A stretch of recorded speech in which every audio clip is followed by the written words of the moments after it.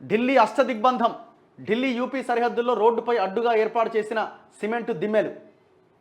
దేశ రాజధానిలో నెల రోజుల పాటు 144 సెక్షన్ అమలు. నేడు రైతుల చలో ఢిల్లీ ఆందోళన నేపథ్యంలో పోలీసుల ఆంక్షలు. భారీ ఎత్తున భద్రతా ఏర్పాట్లు, ఎక్కడికక్కడ బ్యారికేడ్ల ఏర్పాటు. జాతీయ రహదారులు మూసేసిన ఢిల్లీ పొరుగు రాష్ట్రాలు. నగరంలోకి ట్రాక్టర్లు, ట్రక్కులు, ట్రాలీల రాకపై నిషేధం.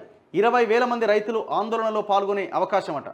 సో ఇది రైతులకు సంబంధించిన ఇష్యూస్ మీద వాళ్ళు పోరాటం చేయడానికి ఢిల్లీని ఎంచుకున్నారు.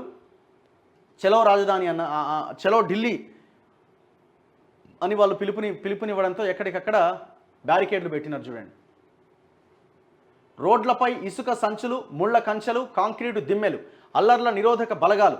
ఎక్కడికక్కడ సరిహద్దుల మూసివేత, డ్రోన్లతో నిఘా. ప్రజలు గుమిగూడడంపై ఆంక్షలు. ఇది దేశ రాజధాని ఢిల్లీలో ప్రస్తుత పరిస్థితి. అన్ని పంటలకు కనీస మద్దతు ధరకు హామీనిస్తూ చట్టం తేవాలని, రుణమాఫీ, పెన్షన్లు తదితర డిమాండ్లు నెరవేర్చాలని కోరుతూ పార్లమెంటు ముట్టడికి రైతు సంఘాలు మంగళవారం చలో ఢిల్లీ కార్యక్రమం తలపెట్టిన నేపథ్యంలో పోలీసులు, భద్రతా దళాలు అత్యంత అప్రమత్తమయ్యాయి. నగరాన్ని అష్టదిగ్బంధం చేశాయి.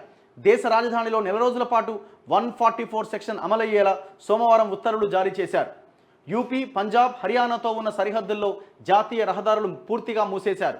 బ్యారికేడ్లు ఏర్పాటు చేయడంతో పాటు 3 ఏళ్ల కిందట రైతుల సుదీర్ఘ ఆందోళనకు కేంద్రంగా మారిన సింఘా, ఘాజీపూర్, టిక్రీల్లో భారీగా బలగాలు మోహరించారు. వాహనాలు ముందుకు కదిలితే టైర్లు పంక్చర్ అయ్యేలా రోడ్లపై మేకులు పరిచారు. గజియాబాద్తో పాటు పలు చోట్ల రోడ్లపై అడ్డంగా సిమెంటు దిమ్మెలు పెట్టి వాటి మధ్య కాంక్రీటు మిశ్రమం నింపేశారు. ఇగో ఈ కాంక్రీట్ తెచ్చి మొత్తం కంకర తెచ్చి అలా నింపుతున్నారు. 144 సెక్షన్ నేపథ్యంలో బహిరంగంగా సమావేశాల నిర్వహణ, ట్రాక్టర్లు, ట్రక్కులు, ట్రాలీల రాకను నిషేధించినట్టు ఢిల్లీ పోలీస్ కమిషనర్ సంజయ్ అరోరా తెలిపారు.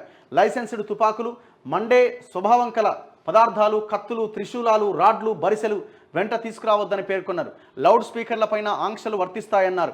అత్యవసరమైతే తప్ప ప్రజలు ప్రధాన రోడ్లపైకి రావద్దని సూచించారు. రైతుల ఆందోళన నేపథ్యంలో అటు రాష్ట్రాలు కూడా చర్యలు చేపట్టాయి. ఎంత భయం అవుతుంది చూడండి రైతుల పోరాటం అంటే. వాళ్ళకి తెలుసు, రైతులు ఒక్కసారిగా రోడ్ల మీదకి వచ్చి పోరాటం ప్రారంభిస్తే వాళ్ళు రోడ్ల మీద నుంచి కదలరు. ఇది ప్రభుత్వాలకు ఇబ్బందిగా మారుతుందని. ఇప్పుడు మీరు ఇన్ని చేసే బదులు ఇప్పుడు కంకర తెచ్చి సిమెంటు, కాంక్రీట్ కలిపి ఆడ దిమ్మెలేస్తున్నారు. అదే రైతు సంఘాలతో చర్చలు జరిపి వాళ్ళు అంటున్న 10 హామీల్లో ఒక 5 హామీలు నెరవేరుస్తాం ఇమీడియట్గా అని చెప్పే ప్రయత్నం ఎందుకు చేయరు? ఏమంటున్నారు వాళ్ళు? అన్ని పంటలకు సంబంధించిన మద్దతు ధర విషయంలో ఒక చట్టం తీసుకురండి అంటున్నారు. తప్పేముంది? ఆ ఇష్యూని అడ్రస్ చేయకుండా, ఆ ఇష్యూ గురించి మాట్లాడకుండా ఈ నిర్బంధం పెట్టడం వల్ల నష్టం ఎవరికి జరుగుతుంది? ఎవరికి నష్టం జరుగుతుంది? మీరు ఆ ఆందోళన ఆపడానికి మీరు ఇక్కడ జరుగుతున్నది ఏంటంటే, ఒకవేళ అందరూ రోడ్ల మీదకి వచ్చి ఆందోళన చేస్తే దేశవ్యాప్త ఉద్యమంగా మారి ప్రభుత్వానికి రాబోయే ఎన్నికల్లో ఇబ్బంది జరగవచ్చన్న దాని కోణంలో భాగంగా ఈ నిర్బంధం కొనసాగుతున్నది. ఈ అష్టదిగ్బంధనం కొనసాగుతున్నది. 2,500 ట్రాక్టర్లు, 20,000 మంది రైతులు.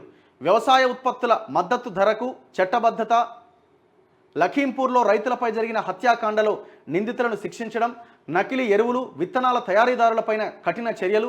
ఉపాధి హామీని వ్యవసాయానికి అనుసంధానించడం కూడా రైతుల డిమాండ్లలో ఉన్నాయి. మంచిదే కదా, ఉపాధి హామీని వ్యవసాయానికి అనుసంధానం చేయండి అంటున్నారు, మంచిదే.